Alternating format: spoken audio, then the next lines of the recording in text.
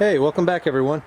What we have here is a John Deere x300 that I literally pulled out of the trash. It is missing a seat. It has a deck chute that's all worn off. And the deck looks to be in pretty good shape. It's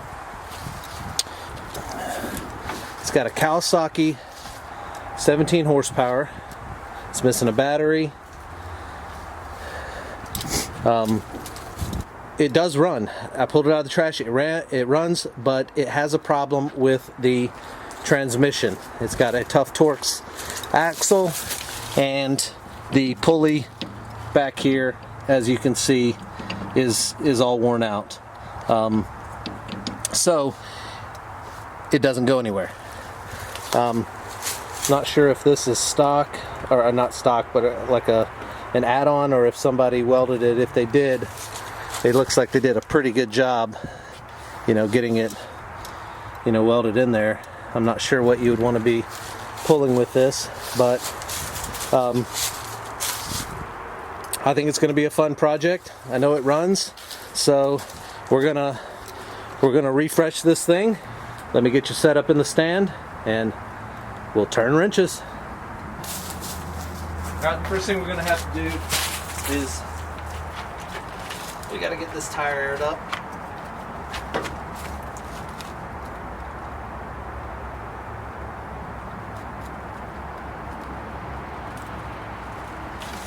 And let's set it up for, I don't know, let's see, maybe 5 psi.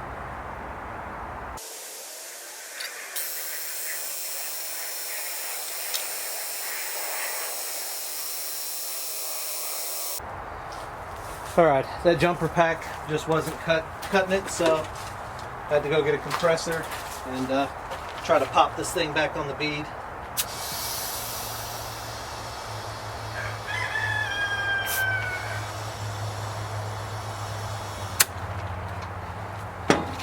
That'll do.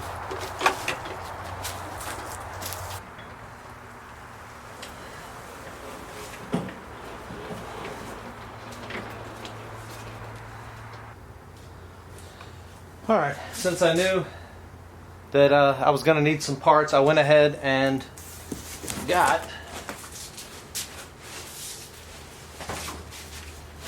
a box of parts. So,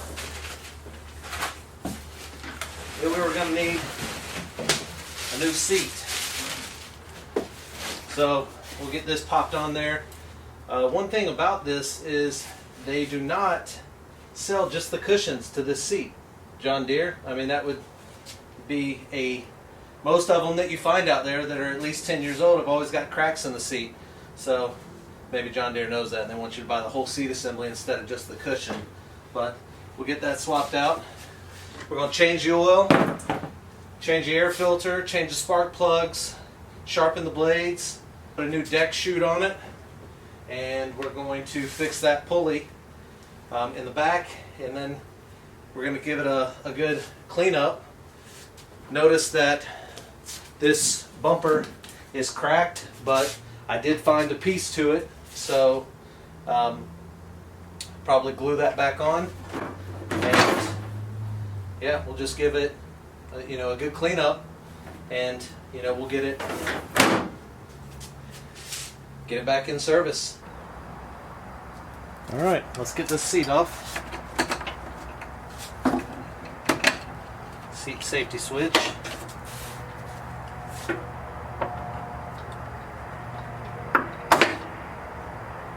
Seat clip.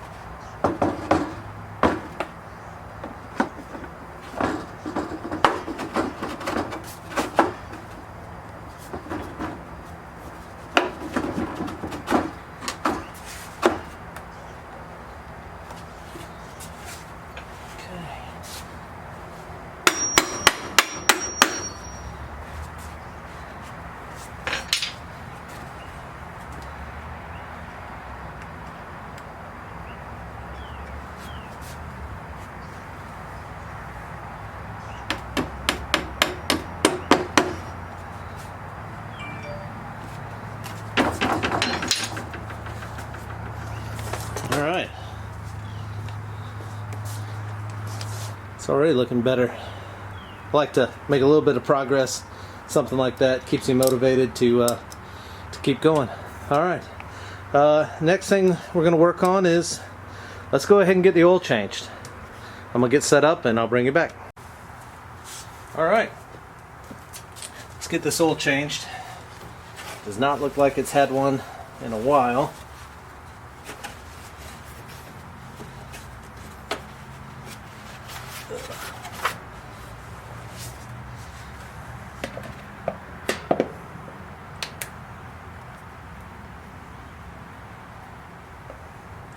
Oh yeah.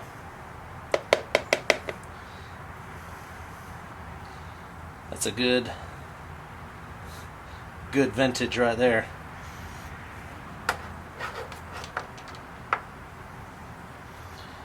All right, I'll get this drained and you guys pretty much get the gist of this part.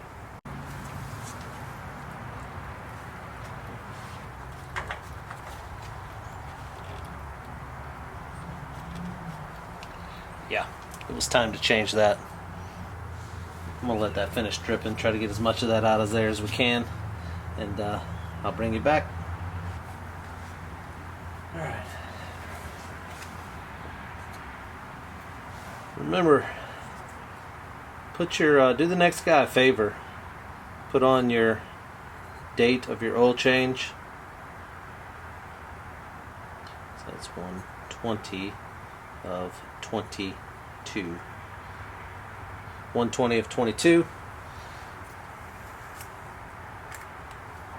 I got some Kohler 10W30 here. This is good stuff. There's a lawnmower repair place right around the corner from me, and they're a Kohler dealer, so I buy a lot of my stuff from them. It's a good idea. You need to take oil, rub it around on your O-ring before you put it on there. And the other thing is you don't need to go so tight with it. Don't need to put so much torque in it that you end up making it hard to get off, plus it'll crush the gasket. It really only needs to be hand tight. Got that mating surface put on there.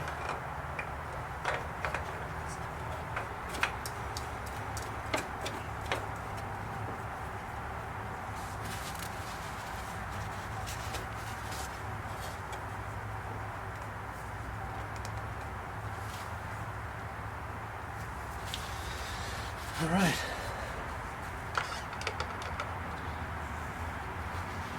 Maintenance chart on these calls for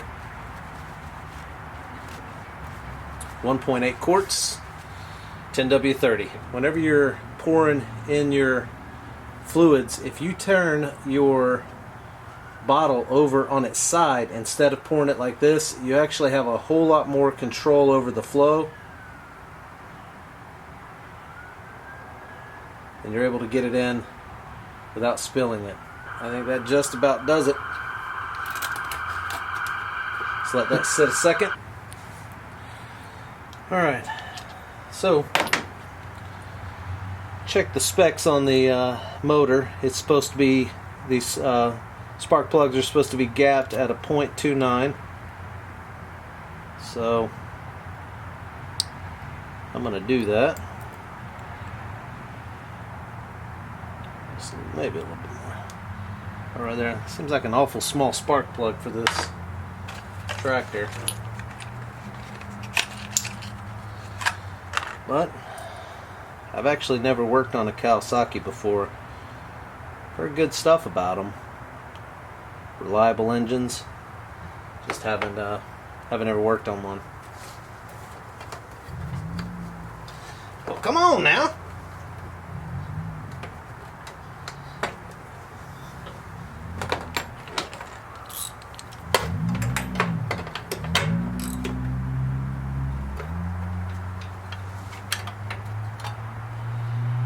Alright. Spark plugs look pretty good. Looks like they were using Champions in the last time. That's what I'm using this time. Looks pretty good. Not fouled out.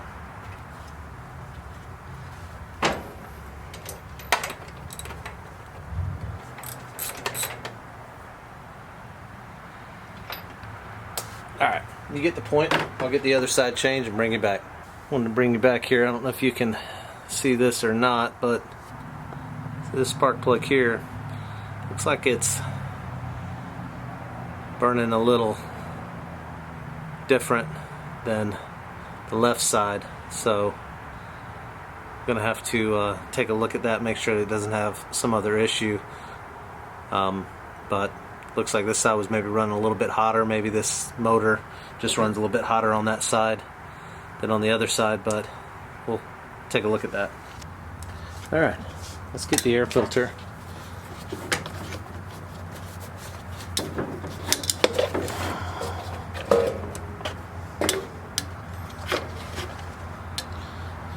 Air filter is actually not too bad. Pre-filter here. It's got a little bit in it. Okay. Alright. Set it up for success. Get this air box cleaned out.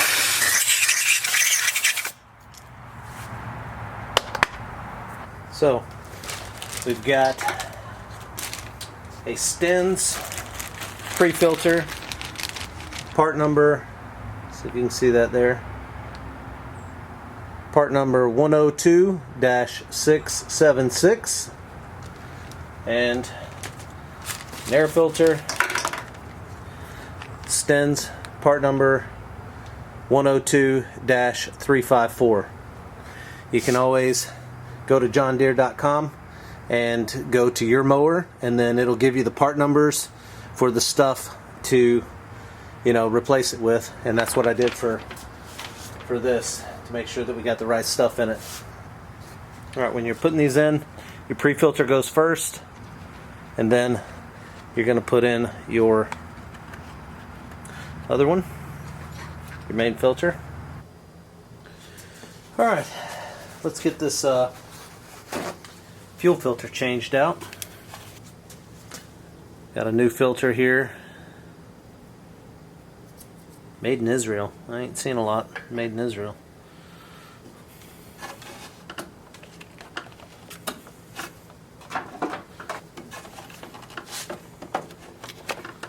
I'm willing to bet that this fuel filter has not been changed in quite a while, if ever.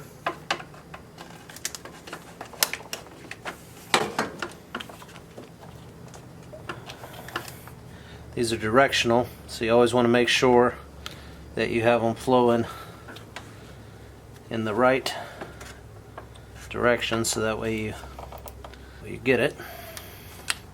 Got it at least preemptively set on there. Now, got to get it to go to the next. It's like that thing did not want to move. There we go.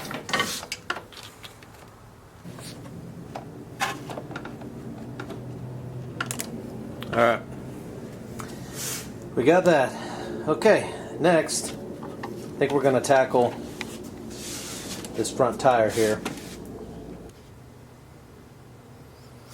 Alright, let's see here. It's kind of cold, so it's stiff. There we go.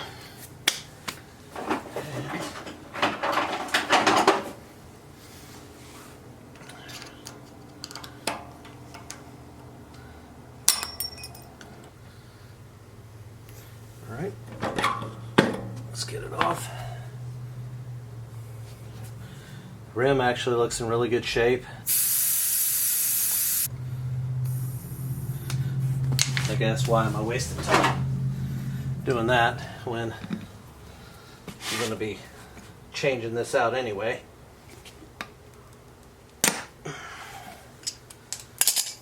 That'll let the air out faster. Okay. There's really, I mean, if you are a do-it-yourselfer and you do not have a tire a tire tool to be able to pop this off the bead. The way that I found the easiest way to do it is to just step on it.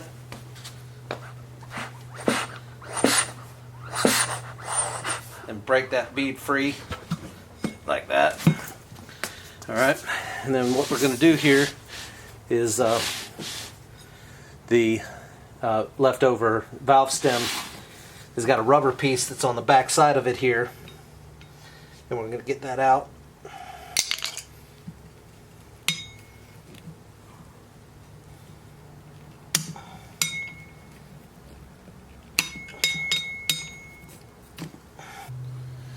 Alright, next step, you're going to get this tube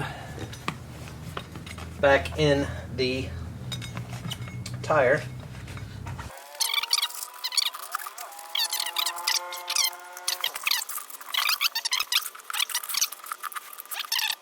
Alright, welcome back, guys. Had some weather that came through, ended up with an ice storm.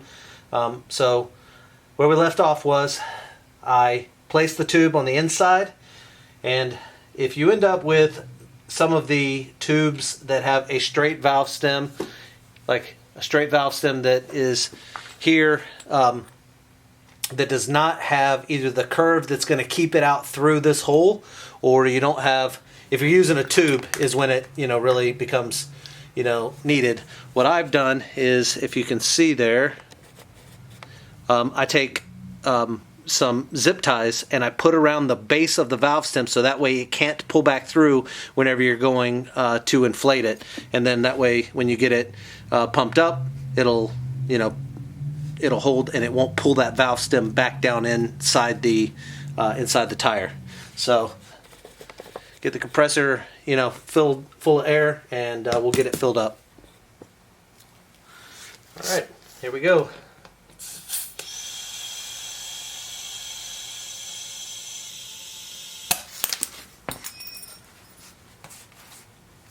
Okay, all right, and we are ready to put it back on.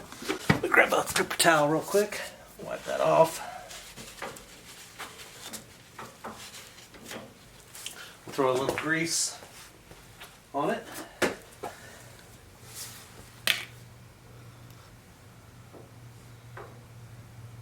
This one does not have a grease zerk fitting on the back to pack this axle here full of grease. Some of them do, some of them don't. Some of them it's on the back side. This one does not. Okay. We're going to put that back on. Pop this C-clip back on here. You guys see that? All right, let's bring in a little closer here. All right, on these, as you can see, tire goes on, or your wheel goes on, then your washer, then you'll end up having a C-clip. And this C-clip, there's a groove that this is going to fit in. This is all that holds these tires on. And you can pop this down in there like that. And it's done. You can put your cap back on. It's a good idea to keep these caps, keep the dirt, off your axle shaft there. Alright guys, I think we're gonna call it quits for part 1 here. I appreciate you watching, and stay tuned for part 2 where we'll revive this John Deere X300.